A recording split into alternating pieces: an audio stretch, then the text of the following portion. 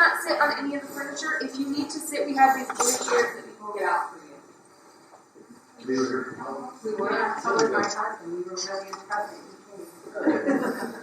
All right, welcome everyone. My name is Kevin. I'm going to be your first stop today. Welcome to President Hayes' home. This is his Victorian parlor, which is a really good backdrop for today's event. I'm going to talk to you about a somewhat little-known literary figure named Charles Fort. He's been called the father of the paranormal or the inventor of the supernatural. So here he is, Charles Fort, born in 1874 in Albany, New York. He was born to a second-generation grocery store owning family. His father has every expectation that young Charles is going to grow up and that he is going to inherit the family business. Charles has no interest in that whatsoever. As a young man, he wanted to be a naturalist, and today we would call that a biologist. And he would go out to the woods, and he loved to collect things. He would capture butterflies and insects and frogs and pin them up and put them in his room. He had hundreds of these things. As he gets older, him and his father butt heads regularly, and he gets kicked out of the house at a fairly young age. This is going to cause him to have a very anti-authoritarian, kind of anti-establishment mentality. He, on his own, he's going to become a writer to support himself. He starts off as a journalist in the newspaper industry, and then he pivots pretty quickly to writing short fiction. He would write these short stories, and he'd just churn them out really quickly. And he was able to support himself full-time doing this. He moves to New York City, lives in the Bronx, and he would write what were called tenement stories, which are stories about the lives of immigrants and people living in low-income housing in New York City. Now, these are his neighbors, essentially in the Bronx. And then he started, over the course of his publishing, he gets introduced to a figure named Theodore Dreiser, who was a fairly well-known novelist at the time. He had quite a bit of pull in the publishing industry, and he is going to be very influential in Fort's career. Fort is going to start work on a novel. And in researching this, he goes to the New York Public Library and starts combing through the newspaper archives.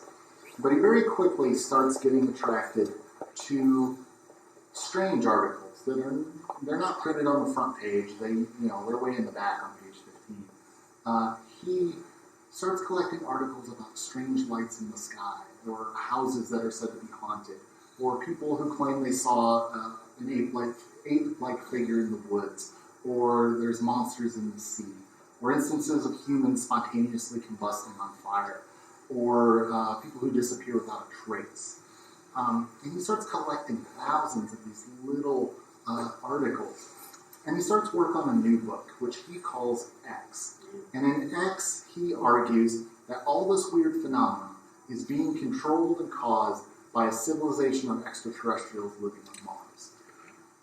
And that might seem rather silly, but at the time, it wouldn't have sounded quite as crazy. At the time, astronomers had just observed canyons on Mars, which they interpreted as being canals. And so the idea that there was a civilization of Martians up there was a fairly popular theory among some scientists and the general public. So his friend Theodore Dreiser loves this book. He thinks it's absolutely brilliant. He's going to try to get it published for Fort. And so he shops it around to scientific publications. He sees this as a science book. And so scientific publications, they laugh at this. They say this book is stupid. We're never going to publish it. It's ridiculous. Well, undeterred, Fort writes another book called Why. And in Why, he says all this anomalous phenomena is the result of an ancient civilization that still exists under the ice in Antarctica under the South Pole. This book, as you can imagine, also gets rejected by the scientific publications. So Fort starts working on a third book, and I'll give you a guess what he wanted to call it. Z. Marketing was not his thing. Yeah. So Z, though, he takes a different track. Instead of trying to present a theory for why these things happen, he's just going to list them.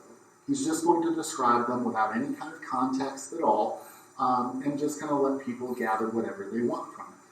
And that book does get published. Dreiser shops it to non-scientific publishers, and they pick it up. And it gets published not as Z, but as the Book of the Damned.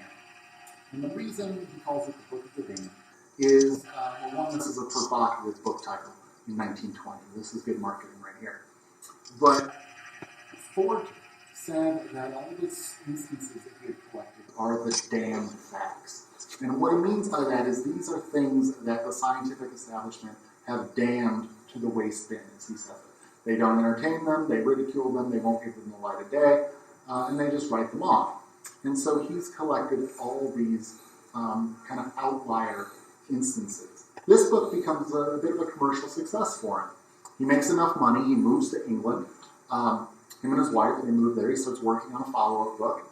And now he can go to the British Museum and he can comb through their archive, and he collects tens of thousands of weird stories. Well, he publishes his follow-up book called New Lands, which is actually about the sky.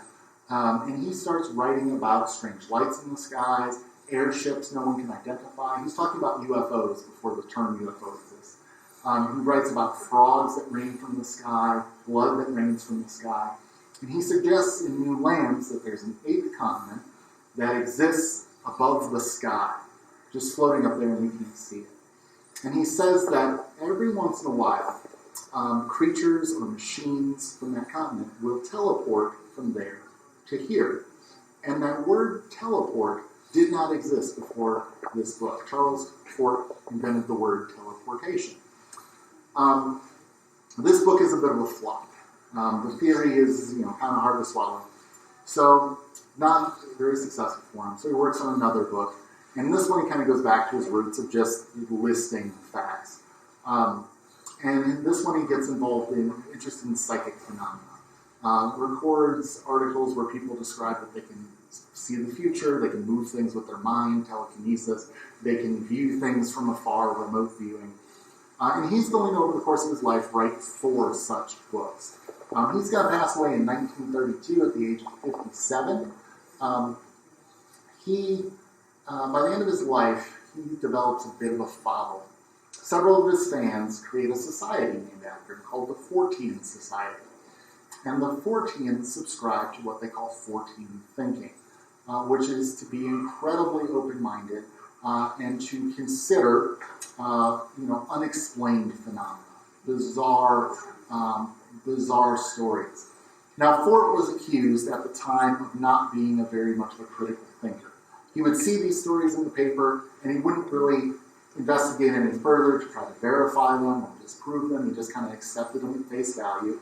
But for Fort, that was the point.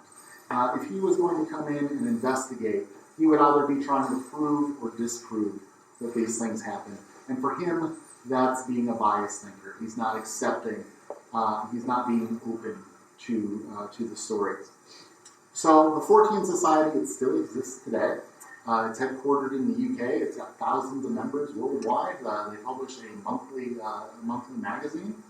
And if you're into the paranormal at all, if you watch ghost hunting shows on cable, or you read about people who go Bigfoot hunting out in the woods, or listen to podcasts about government UFO disclosure, many of the people who are into this type of thing would consider themselves to be Fortean. They're open-minded to unexplained phenomena, and they consider Charles Fort their intellectual godfather. He's called the inventor of the supernatural. People had talked about supernatural stuff well before Fort, but he's maybe the first person to kind of collect all these stories and then suggest that these things are regular occurrences that happen every day, and to consider that they're actually part of our reality. What you're going to learn in your next stop is you're going to learn about a movement called spiritualism, which existed way before Fort. But it's when Americans started entertaining the idea that you can communicate with the dead, you can communicate with spirits. And so that's going to be your next stop. Any questions about Charles Fort while I still have you?